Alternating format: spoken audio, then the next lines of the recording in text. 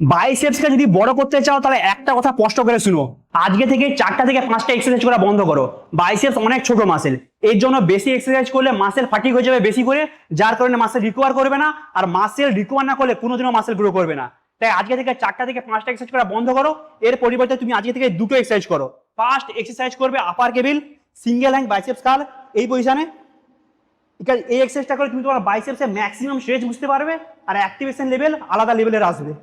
First exercise এটা করো। আর second exercise করবে আর্মসকে সামনে রেখে একটা এক্সারসাইজ করবে, এর জন্য তুমি পিচার কার্ল করবে এভাবে। ওয়েট বেশি নেবে না, ওয়েট কম নেবে, আর আস্তে আস্তে স্লো অ্যান্ড কন্ট্রোল র্যাপস বার করার চেষ্টা করবে। এটাই তোমার বাইসেপসের লাস্ট এক্সারসাইজ হবে। এই দুটো এক্সারসাইজ তুমি 3টা সেট 12 থেকে 14 ক্যারেক্ট করে করো, আরামসেই তুমি তোমার বাইসেপ মাসলকে গ্রো করতে পারবে।